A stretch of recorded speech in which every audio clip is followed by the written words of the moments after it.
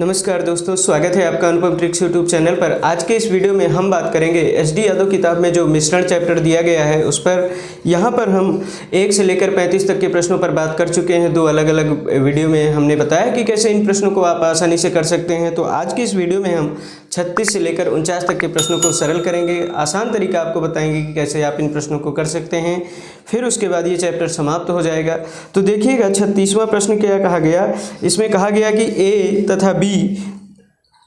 ए और बी सोने तथा तांबे के 2 मिश्र धातु हैं जो धातुओं को क्रमशः 7:2 तथा 7:11 के अनुपात में मिश्रित करके बनाया गया है।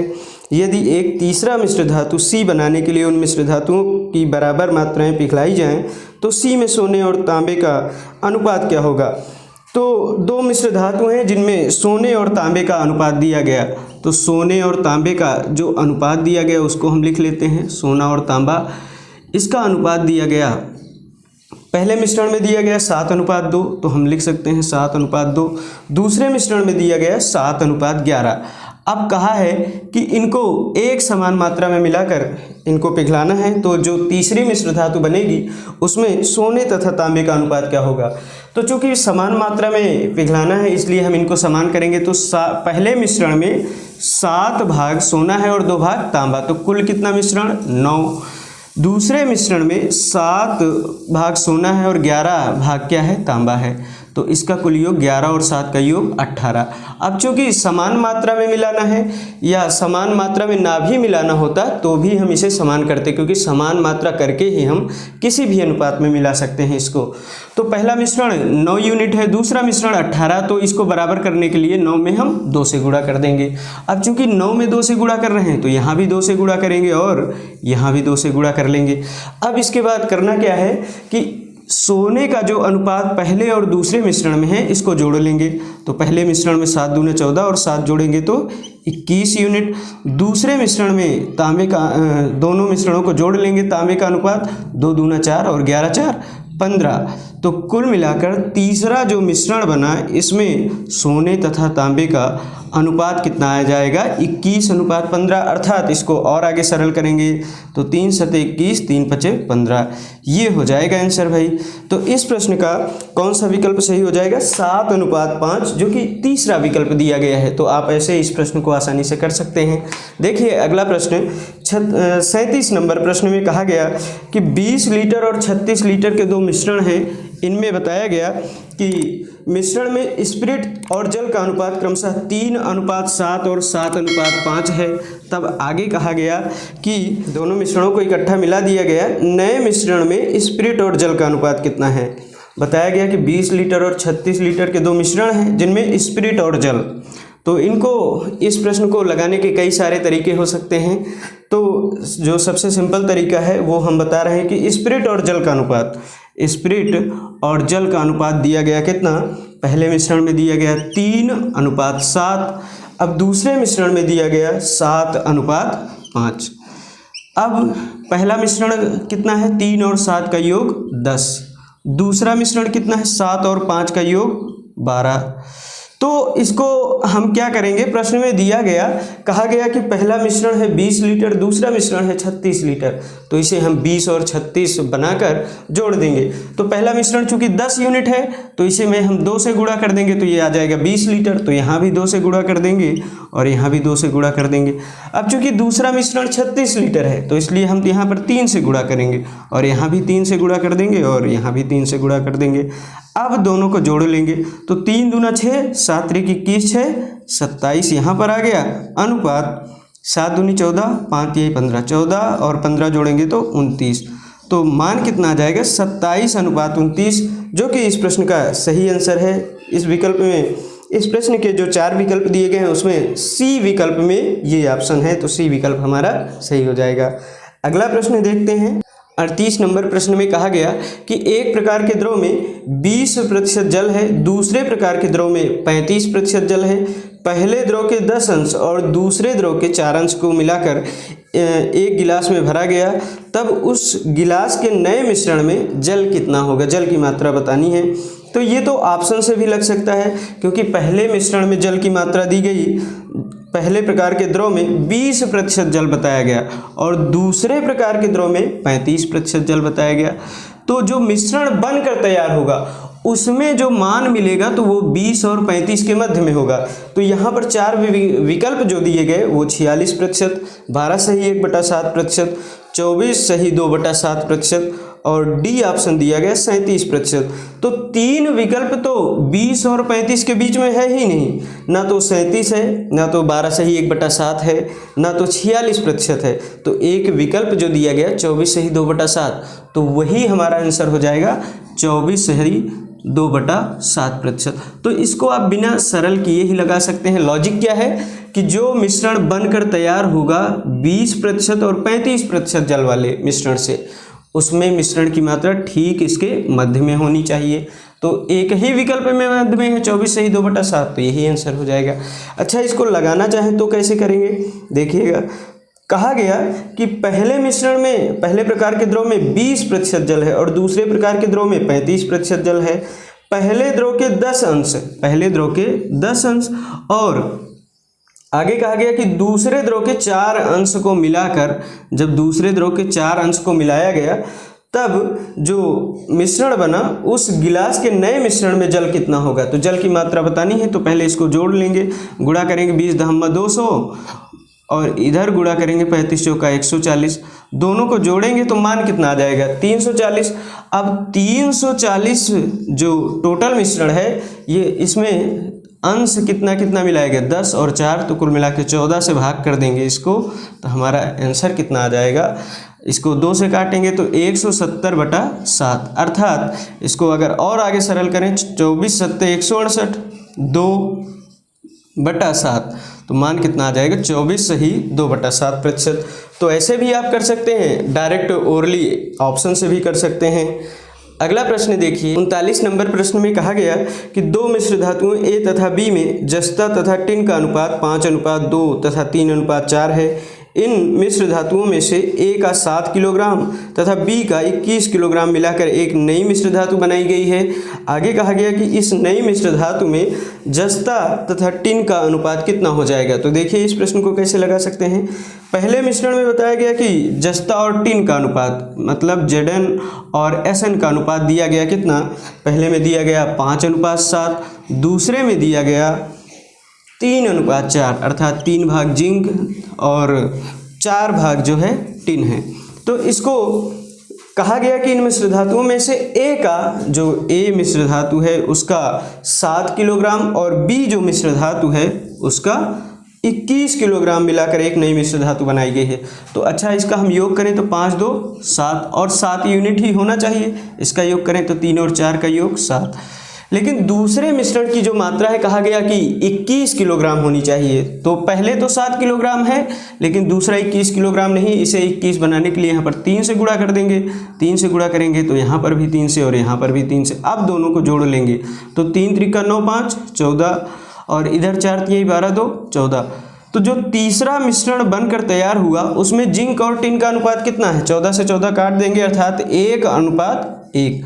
तो ये इस प्रश्न का आंसर हो जाएगा, जो कि विकल्प पहला दिया गया है ए ऑप्शन में 1:1। 40 नंबर प्रश्न में कहा गया कि एक मिश्रण में 80% अम्ल है, शेष जल है। आगे कहा गया कि अम्ल तथा जल का अनुपात 4:3 करने के लिए मिश्रण का कितना भाग निकाला जाए और जल की उतनी ही मात्रा मिला दी जाए। तो कहा गया कि एक मिश्रण में 80% अम्ल है। अगर 80% अम्ल है तो जल कितना है, तो जल बचेगा कितना 20%, अर्थात अनुपात कितना है 4:1 है। आगे कहा गया कि एक मिश्रण में 80% अम्ल है और शेष जल है। अम्ल तथा जल का अनुपात 4:3 करना है। कितना करना है 4:3 करना है हमें। तो प्रश्न में कहा गया कि मिश्रण का कितना भाग निकाला जाए और जल की उतनी ही मात्रा मिलाई जाए। तो मिलाई किसकी मात्रा जा रही है, जल की, और अम्ल की मात्रा नहीं मिलाई जा रही है। तो इसकी मात्रा एक समान होनी चाहिए, जो कि एक समान है पहले से ही। तो इसलिए देखेंगे कि जल की कितनी मात्रा मिलाई गई। तो पहले मात्रा थी 1, बाद में हो गई 3 अर्थात मिलाई की मात्रा 2, लेकिन कितने में से मिलाई जा रही है, तो कुल मिश्रण की मात्रा हो जाएगी 4 और 3 का योग 7। तो मिलाई गई मात्रा 2/7, यही इस प्रश्न का आंसर हो जाएगा, जो कि दिया गया डी ऑप्शन में 2/7। तो यही इस प्रश्न का आंसर हो जाएगा। अच्छा, जब मिश्रण की मात्रा निकाली जाती है और कोई भी पदार्थ मिलाया जाता है तो प्रारंभिक मात्रा, ये जो दूसरा अनुपात दिया जाता है यही बताएगा प्रारंभिक मात्रा को। ठीक, कभी भी पहले वाला अनुपात नहीं बताएगा। पहले वाला अनुपात चूंकि मिश्रण निकाल लिया गया है इसलिए नहीं बताता है, तो इसलिए प्रारंभिक मात्रा को कौन सा अनुपात बताएगा, 4:3। तो कुल मिश्रण की मात्रा 7 थी, इसमें से 2 भाग निकाला गया, या फिर कह सकते हैं मिलाया गया, क्योंकि जितना भाग निकाला गया है उतना ही भाग मिलाया गया, तो 2/7 भाग ही मिलाया गया। तो अगला प्रश्न देखिए, 41 नंबर प्रश्न में कहा गया है कि 126 प्रति किलोग्राम और 135 रुपये प्रति किलोग्राम की चाय को एक तीसरी किस्म में 1:1:2 के अनुपात में मिलाया गया है। यदि मिश्रण 153 रुपये प्रति किलोग्राम का हो तो तीसरी किस्म की कीमत प्रति किलोग्राम कितनी होगी। तो पहले मिश्रण दिया गया है 126 रुपये प्रति किलोग्राम, दूसरा मिश्रण दिया गया है 135 रुपये प्रति किलोग्राम। अब जो मिश्रण बेचा गया वो 153 रुपये प्रति किलोग्राम का हो, अर्थात जो फाइनल मिश्रण तैयार हुआ वो 153 रुपये प्रति किलोग्राम हो। हालांकि यहाँ पर कहा गया कि एक तीसरी किस्म है जिसको हम मिला रहे हैं 1:1:2 में, अर्थात कुल मिलाई जाने वाली मात्रा कितनी है, 2, 1, 3, 1, 4। तो इसको अगर करें तो मान कितना आ जाता है, 126 ही आएगा, इसका मान आ जाएगा 135, दोनों को जोड़ देंगे तो मान कितना 261 आ जाएगा। 261 होना चाहिए कुल मिला के, लेकिन जब 153 रुपये प्रति किलोग्राम की दर से जो तीसरा मिश्रण, तीनों मिश्रण को मिला दिया गया तो कुल मिश्रण का मूल्य हो गया 153 रुपये प्रति किलोग्राम। तो देखो मिलाई जाने वाली मात्रा 4 है, कुल मिश्रण को बेचा गया 100, या बेचा नहीं गया है, तीनों मिश्रण को मिलाने पर जो मिश्रण तैयार हुआ उसका मूल्य है 153 रुपये प्रति किलोग्राम। तो इसको गुणा कर देंगे तो मान कितना, 4 3 12, 4 5 20, 1 21, 4 1 9 4 2 6। तो 261 रुपये प्रति किलोग्राम आ रहा है पहले। हालांकि यहाँ पर अभी 2 किलोग्राम की मात्रा का मूल्य हमें नहीं पता है, तो वो हम घटा देंगे इससे। 612 से 261 घटाएंगे मान कितना 1, 11 में से 6 घटाएंगे 5, और इधर 5 में से 2 घटाएंगे 3। और कितने किलोग्राम मिलाया गया, तो 2 अंश मिलाया गया, तो 2 से भाग कर देंगे तो मान कितना आ जाएगा 175.5 रुपये प्रति किलोग्राम। यही हो जाएगा इसका आंसर। तो आप ऐसे इन प्रश्नों को बहुत ही आसानी के साथ कर सकते हैं। देखिए अगला प्रश्न, 42 नंबर प्रश्न में कहा गया कि एक अयस्क में किसी मिश्र धातु का 25% है जिसमें 90% आयरन है। इसके अतिरिक्त अयस्क के शेष 75% में कोई आयरन नहीं है। 60 किलोग्राम शुद्ध आयरन के लिए अयस्क की अपेक्षित मात्रा कितने किलोग्राम है। तो अपेक्षित मात्रा मान लेते हैं यक्स है, और इसके 75% में कोई आयरन नहीं है, तो आयरन कितने में है 25%। 25% का मतलब 25/100। आगे कहा गया कि जिसमें 90% आयरन है, तो इसी का 90% आयरन निकाल लेंगे तो 90/100, यही तो है आयरन की मात्रा। तो कुल आयरन की मात्रा कितनी दिया गया, कहा गया कि 60 किलोग्राम। तो 60 किलोग्राम है, अयस्क के 25% में ही आयरन है और 90% ही आयरन है, तो अयस्क का 25% का 90% बराबर 60 किलोग्राम हम रख देंगे। तो इसको सरल करेंगे तो मान कितना आ जाएगा, 0 से 0 कट जाएगा यहाँ पर, और 25 चौका 100 होता है। और यहाँ पर देखें तो और आगे सरल करना चाहें तो मान कितना आ जाएगा, 3 त्रिक्का 9, 20 तिहाई 60, और यहाँ पर और आगे सरल कर लेंगे तो 4 दहम्मा 40 दूना 80, 800/3। तो यक्स का मान कितना आ जाएगा 800/3। इसको सरल कर लेंगे तो मान आ जाएगा 266.67 किलोग्राम। तो ये इसका आंसर होगा जो कि बी विकल्प में दिया गया है, तो बी विकल्प इसका सही हो जाएगा। अगला प्रश्न देखिए, 43 नंबर क्वेश्चन में कहा गया कि एक डिब्बे में ए तथा बी दो तरल पदार्थों का मिश्रण 7:5 के अनुपात में है। आगे कहा गया कि यदि इस डिब्बे में से 9 लीटर मिश्रण निकाल लिया जाए और उसके स्थान पर केवल बी को मिला दिया जाए तो उस मिश्रण में ए तथा बी का अनुपात 7:9 हो जाएगा। तब उस डिब्बे में आरंभ में ए की मात्रा कितने लीटर थी? तो यहाँ से बहुत से शानदार कॉन्सेप्ट क्लियर हो सकते हैं आपके। कहा गया कि ए तथा बी दो पदार्थों के अनुपात बताया गया, पहले कितना 7:5, फिर कितना बताया गया, कहा गया कि बाद में जब 9 लीटर मिश्रण निकाला गया उसके स्थान पर बी मिला दिया गया तब अनुपात हो जाता है 7:9। अब देखिए बात को समझिए, तो B मिलाया गया है तो B की मात्रा परिवर्तित होनी चाहिए, A की मात्रा एक समान रहनी चाहिए, तो A की मात्रा एक समान है पहले से ही, तो हमें कुछ नहीं करना पड़ेगा। अगर समान मात्रा ना होती तो हम A की मात्रा को समान करते। अब चूंकि पहले से ही समान है तो हम कुछ नहीं करेंगे। देखिए कितना B पदार्थ मिलाया गया, 4 यूनिट। भाई पहले मात्रा 5 है, बाद में हो गई 9, तो कितना मिलाया गया 4। 4 का मान दिया गया, कहा गया कि 9 लीटर मिलाया गया है। 4 का मान 9 तो 1 का मान 9/4, 1 का मान 9 है, 1 का मान 9/4 है, तो टोटल मिश्रण की मात्रा तो दूसरा अनुपात बताता है। भाई कुल मिश्रण की मात्रा कौन सा अनुपात बताएगा? ये वाला अनुपात ही बताएगा, दूसरा वाला। ठीक, तो कुल मिश्रण की मात्रा 9 और 7 का योग 16। 1 का मान 9/4 तो 16 का मान कितना आ जाएगा? 4 चौक 16 यानी 36 लीटर। अब कुल मिश्रण की मात्रा 36 लीटर है, लेकिन प्रारंभ में अनुपात 7:5 था, तो 7:5 अर्थात ए पदार्थ की मात्रा 7, बी पदार्थ की मात्रा 5, टोटल 12 का मान कितना दिया गया? 36। 12 का मान 36 है तो 1 का मान कितना आ जाएगा? 1 का मान आ जाएगा 3। तो ए पदार्थ की मात्रा है कितनी? 7। ए पदार्थ की मात्रा 7 है तो 7 से गुणा कर देंगे तो मान कितना आ जाएगा? 7 × 3 अर्थात 21 लीटर। यही तो इस प्रश्न का आंसर है। तो इसमें ए पदार्थ की मात्रा पूछा गया था, तो जो कि है सी में विकल्प में दिया गया 21 लीटर। अगला प्रश्न देखिए, 44 नंबर प्रश्न में कहा गया कि एक मिश्र धातु में जिंक, कॉपर तथा एल्युमिनियम का भार 2:3:7 के अनुपात में है। जिंक आगे दिया गया, कहा गया कि जिंक, कॉपर और एल्युमिनियम का जो अनुपात दिया गया वो कहा गया कि 2:3:7 है, अर्थात कुल मिश्रण की मात्रा कितनी?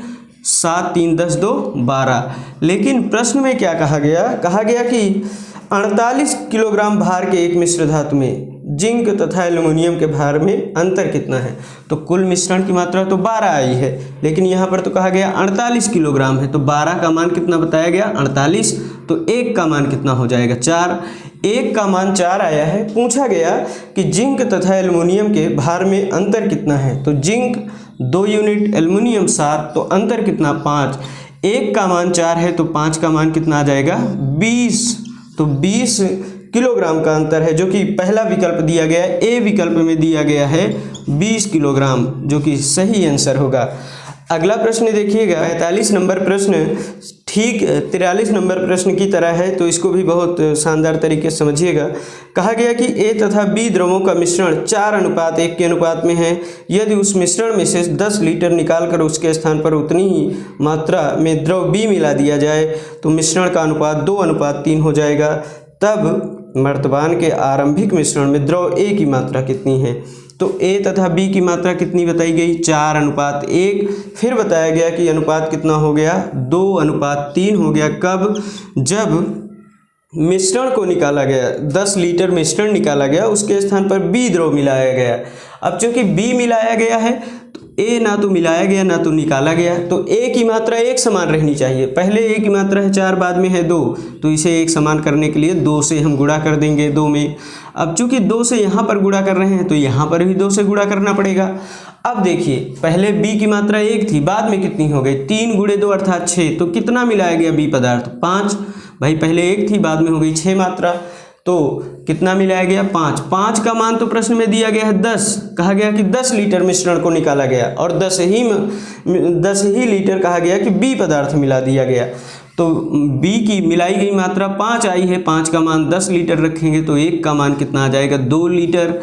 1 का मान 2 लीटर है तो चूंकि कुल मिश्रण की मात्रा हमें इस अनुपात से मिलती है, तो कुल मिश्रण की मात्रा है कितनी, यहाँ पर देखिए 3 दूनी 6, 2 दूना 4, 6 4 10, तो 1 का मान 2, तो 10 का मान कितना आ जाएगा 20 लीटर। तो कुल मिश्रण की मात्रा 20 लीटर है, लेकिन ये मात्रा प्रारंभ में किस अनुपात में है, 4:1 के अनुपात में। तो 4:1 के अनुपात में हमें बांटना पड़ेगा। 4 1 5 का योग, 4 और 1 का योग 5 का मान दिया गया 20 लीटर, 5 का मान 20 तो 1 का मान 4 लीटर। 1 का मान 4 लीटर, तो हमें क्या बताना है, द्रव A की मात्रा कितनी है जो कि 4 यूनिट है। 1 का मान 4 लीटर, तो 4 का मान कितना आ जाएगा 4 × 4 अर्थात 16 लीटर, जो कि इस प्रश्न का आंसर हो जाएगा। विकल्प में दिया गया सी ऑप्शन में 16 लीटर। 46 नंबर प्रश्न में कहा गया कि एक बर्तन में ए और बी दो द्रव पदार्थ 7:5 के अनुपात में हैं। आगे कहा गया कि उस घोल में से 9 लीटर निकालने के बाद उतना ही द्रव भर दिया गया, तो ए तथा बी का अनुपात 1:1 हो गया। तब उस बर्तन में आरंभ में द्रव ए की मात्रा कितने लीटर थी ये बताना है। ये भी पिछले प्रश्न की बात है। पहले कहा गया कि अनुपात है ए तथा बी पदार्थों का जो अनुपात दिया गया वो दिया गया 7:5। फिर बाद में कहा गया कि 9 लीटर निकालने के बाद, घोल में से 9 लीटर निकालने के बाद उतना ही द्रव बी भर दिया गया, तब ए तथा बी का अनुपात 1:1 हो गया। अच्छा, बी जब भरा गया तो ए की मात्रा तो एक समान रहनी चाहिए, क्योंकि ए ना तो निकाला गया ना ही मिलाया गया, तो ए की मात्रा समान करने के लिए हम यहाँ पर 7 से गुणा कर देंगे, तो यहाँ पर भी 7 से गुणा करना पड़ेगा हमें। अब देखिए, पहले बी की मात्रा 5 थी, बाद में हो गई 7, तो कितनी मात्रा मिलाई गई 2। लेकिन प्रश्न में तो कहा गया कि 9 लीटर मिश्रण निकालकर उसके स्थान पर बी मिलाया गया, तो 2 का मान ही बताया गया 9 लीटर, तो 1 का मान कितना आ जाएगा 9/2। 1 का मान 9/2 है, तो कुल मिश्रण की मात्रा कितनी है 7 × 1 अर्थात 7, यहाँ पर भी 7 7 का योग 14, तो कुल मिश्रण है 14, तो 14 से गुणा कर देंगे तो मान कितना आ जाएगा, चूंकि 1 का मान 9/2, तो 14 का मान 9/2 × 14 अर्थात 2 7 14, 7 9 63। अब देखिए, प्रारंभ में ए तथा बी का अनुपात कितना था 7:5, तो 7:5 का मान ही तो दिया गया 63। कुल मिश्रण की मात्रा 12 का मान दिया गया 63, 12 का मान 63, तो 1 का मान 63/12। तो हमें क्या निकालना है 7 का मान। यही तो कहा गया कि ए की मात्रा कितनी है, तो 7 है, तो 7 से गुणा कर देंगे तो मान कितना आ जाएगा, यहाँ पर 3 से काट दीजिए, 3 चौको 12, 21 3 63, 21 × 7 कर दीजिए तो मान कितना आ जाएगा 147/4 को हम लिख सकते हैं क्या 36 सही 3/4, जो कि विकल्प में दिया गया आपके डी विकल्प में 36 सही 3/4 लीटर। तो यही इस प्रश्न का आंसर हो जाएगा। थोड़ा सा क्रिटिकल जरूर है, लेकिन आप इसको ऐसे समझ सकते हैं आसान भाषा में। अगला प्रश्न देखिएगा, 47 नंबर प्रश्न में कहा गया कि 40 लीटर मिश्रण में एल्कोहल और जल का अनुपात 5:3 है। एल्कोहल और जल का अनुपात 5:3 बताया गया। कहा गया कि 8 लीटर मिश्रण निकालकर, तो 8 लीटर मिश्रण निकालकर 40 लीटर था मिश्रण, तो 8 लीटर निकाल लिया गया, तो मिश्रण की मात्रा बची कितनी 5 और 3 का योग 8। 8 का मान ही तो दिया गया कितना, पहले 40 लीटर था, बाद में 8 लीटर निकाल लिया गया, तो मिश्रण की मात्रा बची 32 लीटर। 8 का मान 32, तो 1 का मान कितना आ जाएगा 4। 1 का मान 4, तो एल्कोहल की मात्रा कितनी है 5, तो 4 से गुणा कर देंगे तो मान कितना आ जाएगा 20 लीटर। अब यहाँ पर जल की मात्रा कितनी है 3, 1 का मान 4, तो 3 का मान 12। आगे प्रश्न में क्या कहा गया कि तब परिणामी मिश्रण में एल्कोहल 8 लीटर मिश्रण निकालकर उसकी जगह जल डाल दिया गया, तो इसमें 8 लीटर जल और मिला देंगे, तो परिणामी जो मिश्रण बना वो 20:12:8:20 अर्थात अनुपात दोनों का समान है 1:1। तो परिणामी मिश्रण में एल्कोहल और जल का अनुपात पूछा है, तो अनुपात कितना है 1:1। तो यही इस प्रश्न का आंसर हो जाएगा, जो कि बी विकल्प में दिया गया है। तो आप ऐसे इस प्रश्न को कर सकते हैं। अगला प्रश्न देखिएगा, 48 नंबर प्रश्न में कहा गया कि अम्ल और जल के 3 नमूनों में उनका अनुपात 2:1 3:2। कहा गया कि अम्ल और जल के 3 नमूनों में उनका अनुपात 2:1 3:2 बताया गया, फिर बताया गया, कहा गया कि 5:3 है। तो इनको समान मात्रा में मिलाना है। तो समान मात्रा में मिलाने का क्या नियम है, अगर आप इसे नहीं जानते हैं तो हमने इस पर अलग अलग वीडियो बनाए हैं, वहाँ पर प्लेलिस्ट में है, उसको जाके देख सकते हैं। हालांकि यहाँ पर देखें कैसे करेंगे। पहले मिश्रण में अम्ल और जल का जो अनुपात दिया गया वो दिया जा रहा है 2:1। तो कुल मिश्रण की मात्रा कितनी, 3। दूसरे मिश्रण की कुल मात्रा 5 और तीसरे मिश्रण की कुल मात्रा 8। अब इन्हें एक समान मात्रा में मिलाना है तो तीनों को एक समान करना पड़ेगा। तो यहाँ पर हम तीनों का लासा लेंगे तो मान कितना आ जाएगा, 120। तो 120 बनाने के लिए इसमें हम 40 से गुणा कर देंगे, इसमें 24 से और इसमें 15 से गुणा कर देंगे, क्योंकि एक समान होनी चाहिए मात्रा ना। तो 3, 5, 8 का लासा आया 120, अर्थात इसमें 40 से गुणा करना पड़ेगा, यहाँ पर 24 से और यहाँ पर 15 से। तो जिस संख्या में यहाँ पर गुणा किया गया है उसी संख्या से यहाँ गुणा कर देंगे। तो यहाँ 40 से, यहाँ भी 40 से, यहाँ पर गुणा करेंगे तो 24 से और यहाँ पर 24 से गुणा करेंगे। अब देखो यहाँ पर 15 से और यहाँ पर भी 15 से, अगर तीनों का गुणा करके जोड़ेंगे तो मान कितना आ जाएगा, 40 दूना 80, 24 तियां 72 और इधर 15 पचे 75। तो मान कितना आ जाएगा, 227। 40 दूना 80 ऐसे आप जोड़ सकते हैं, 80 + 72 + 75। तो तीनों को जोड़ेंगे तो मान 5, 2, 7, 7, 7, 14, 8, 22 और तो 22 ऐसे लिख सकते हैं। दूसरा जब अनुपात जोड़ेंगे तो 40 और 24 दूना 48 कितना हो जाएगा, 88, 15 तियां 45। तो यहाँ पर मान आ जाएगा 133। तो अनुपात जो बनेगा वो कितना बनेगा, 227:133, जो कि बी विकल्प में दिया गया है। तो बी विकल्प इसका सही हो जाएगा।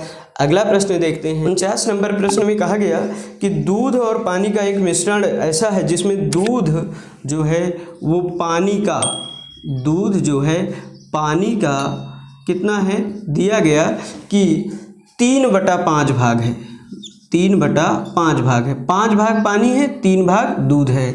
तो पूछा है कि उस पूरे मिश्रण में दूध का भाग कितना है। तो पूरे मिश्रण, तो कुल मिश्रण की मात्रा 3 भाग दूध, 5 भाग पानी, तो कुल मिश्रण 8 भाग। दूध कितना है, 3, तो कुल मिश्रण में दूध का भाग है 3/8। तो यही इस प्रश्न का आंसर हो जाएगा, जो कि पहले विकल्प में ही दिया गया। तो पहले विकल्प ही हमारा आंसर बन जाएगा। तो इस प्रकार से हमने एस.डी. यादव किताब में जो मिश्रण चैप्टर दिया गया उसके सारे प्रश्नों को हमने कवर किया। तो आप ऐसे इन प्रश्नों को आसानी से कर सकते हैं। हालांकि थोड़े प्रश्न जो कुछ हैं, कुछ प्रश्न जैसे 45 नंबर दिया गया, 46 नंबर, ये थोड़ा सा टिपिकल हो सकते हैं, लेकिन आसान भाषा में आप ऐसे इसको कर सकते हैं। तो आज का वीडियो यहीं तक रखते हैं। वीडियो देखने के लिए आपका बहुत बहुत धन्यवाद।